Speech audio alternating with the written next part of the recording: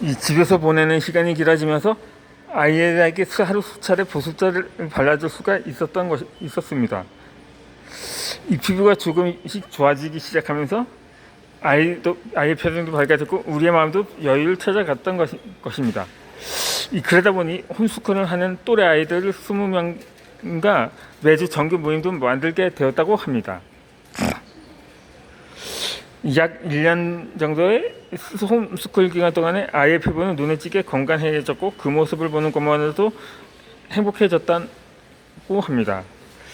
하지만 피부가 나아진 아이는 다시 학교로 돌아가고 싶어 했다고 합니다. 솔직히 자신은 홈스쿨을 계속 하고 싶었지만 아이의 의지를 존중해서 복학시키기로 결정을 한 것입니다. 아토피로 인한 휴학이 학교에서 화제가 되었듯이 건강해진 피부로 복학했다는 소식도 순식간에 퍼져나갔습니다. 한 아이의 아픔에서 시작된 작은 보습제가 이렇게 많은 이들의 피부 고민을 털어주는 화장품 사업으로 발전할 줄은 그때는 상상도 못했다는 것입니다.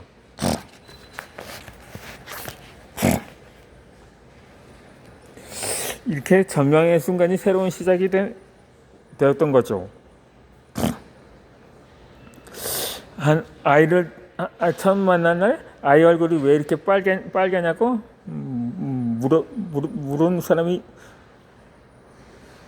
물은 간호사가 있었습니다. 이에 신생에 실창나무 보이는 붉은 피부의 아이를 보고서 마음이 무거웠다고 합니다. 그러다 태열 때문에 이런 아이들이 종종 있으면서 시간이 낮을 거면 괜찮다고 했다고 했는데 하얗고 포동포동한 아이를 기대했던 자신은 불안했지만 그 말에 작은 위안을 얻었던 것입니다. 하지만 시간이 지나도 아이의 피부는 나아지지 않았고 눈가의 귀가 건조해서 가려워했고 비비는 바람에 얼굴은 더 붉어졌던 것입니다.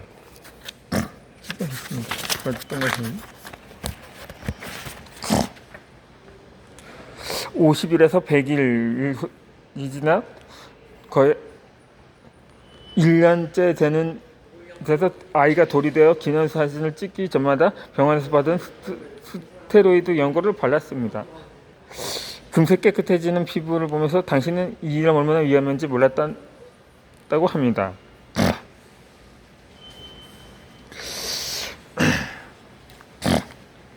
아이가 4살이 되던 해 이들 부부는 설렘 가득한 마음으로 새 아파트를 이사를 했습니다. 하지만 그 기쁨도 잠시였고 셋이 증후군이 찾아왔는데 아이의 아토피는 걷잡을 수 없이 번져나갔던 것입니다. 얼굴에서 시작한 붉은 기운이 목을 타고 내려가서 팔과 다리, 등과 배까지 뻗어나갔는데 그동안 발라왔던 스트레스의 후유증까지 겹치면서 아이는 밤마다 1시간도 못 자고 깨어나 울부짖었던 다는 것입니다. 그때부터 이들 부부는 가족의 부부의 불면증은 끝이 없어 2시간 이상 연달아 자는 것이 간절한 소원이 되어버렸던 것입니다. 아이의 피부를 걱정하면서 주변의 목소리가 끊이지는 않았다고 합니다. 가족이 내에서 친척들은 친구들에서 길거리에 마주치는 행위들까지 카더라라는 정보를 쏟아냈고 그때 이들 부부는 모든 것을 시도해 보기 시작을 했습니다.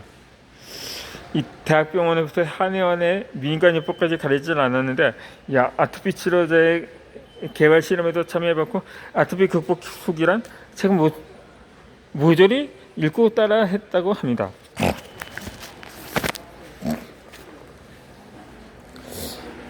효과가 있다는 약초라면 가리지 않고 구해서 써보았다고 합니다.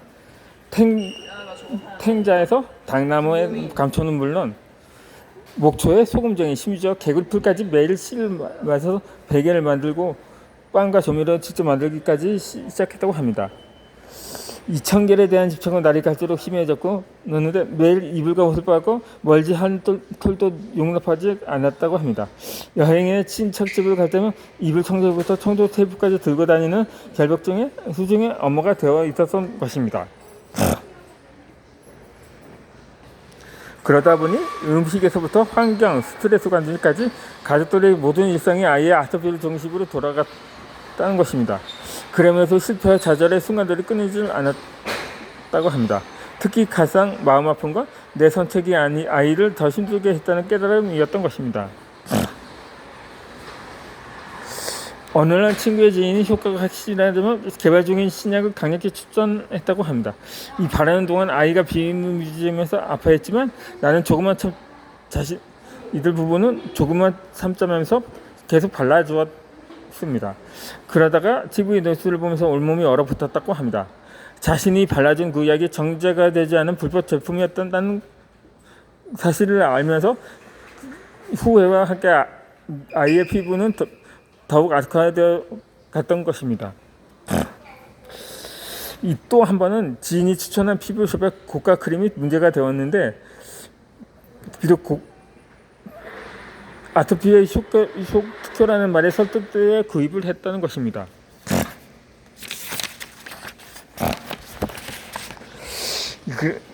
그러다 보니 놀랍게도 며칠 만에 아이의 피부가 기적처럼 좋아지기 시작한 것입니다. 이 부부는 감격에 걸어서 지인들에게 감사 인사를 전했던 그때 그들의 사촌에게서 충격적인 연락이 왔다고 합니다. 이들 부부가 쓰던 제품이 불법 스테로이드 덩어리라는 뉴스가 흘러나왔던 것입니다. 그러다 어느 날 아이가 학교에 들어와서 전화번호가 한 장 쪽지를 내밀었는데 연락을 해보니 아토피 아이를 둔 같은 아파트 주민이었던 것입니다. 길에서 만난 자신의 아이의 피부를 보고 안타까워서 전화번호를 전달했다고 합니다. 이 자신의 아이도 아토피로 고생을 했는데 최근 어느 한의원의 약이 특효였다고 했다고 합니다. 비록 비싼 가격이 부담될 거라면서 하지만 우선 한 달치를 함께 구매해 나누자고 했습니다. 2주 정도 사용해보니 효과가 좋아서 재주문을 했는데 제조에부터 배송까지 약 1, 2주가량 걸린다고 했습니다. 또 한 번의 희망을 품고 주문을 하고 일단 기다려보기로 했던 거죠. 하지만 이 약을 기다리는 동안에 아이의 상태는 급격히 악화되어 갔습니다. 발등에는 고름이 차오르고 부종이 심해서 신별조제 신기 힘들었는데 얼굴에서 붓기 시작하자 자급한 마음에 평소 다니던 한의원에 문의를 해보았습니다.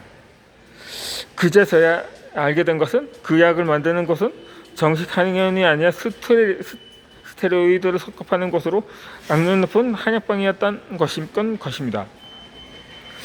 실력 있는 한의사의 처방이라고 믿었던 이들 부부의 기대는 또 한 번 무너져 내렸던 것입니다.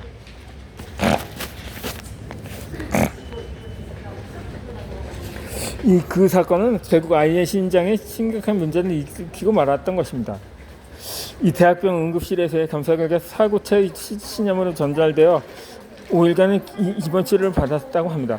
연계상 부근에 의한 피부 농가진이 신장까지 침범해서 사고체 신염을 일으킨 것이었습니다.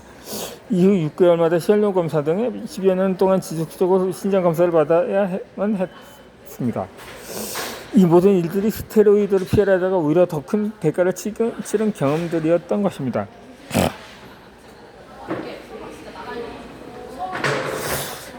이처럼 아픈 이들의 절박함을 이용해서 이익을 챙기는 세상을 보면서 원망이 컸다고 합니다.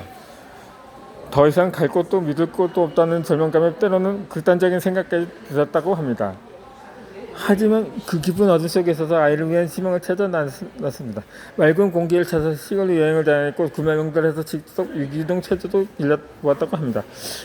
천막을 치고 자연속에서 캠핑도 하면서 세습 증후군을 피해 10년 된 산 아래 아파트로 이사도 강행을 했습니다. 특히 기억에 남는 건 고기만 먹으면 긁던 아이를 위해서 만든 삼겹살 혼자 요리였는데 그 귤을 먹고 그렇게 이후 그는 횟수가 줄어든 아이를 보면서 느꼈던 것입니다.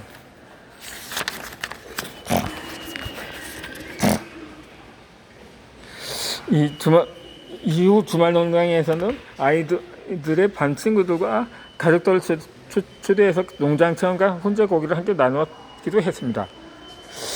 이 아토피 때문에 친구 사귀기 어려웠던 아이에게 새로운 관계에 문 열어주고 싶었던 것입니다. 그 즈음에 이들 부모는 매실액을 아이를 시키기 시작했습니다.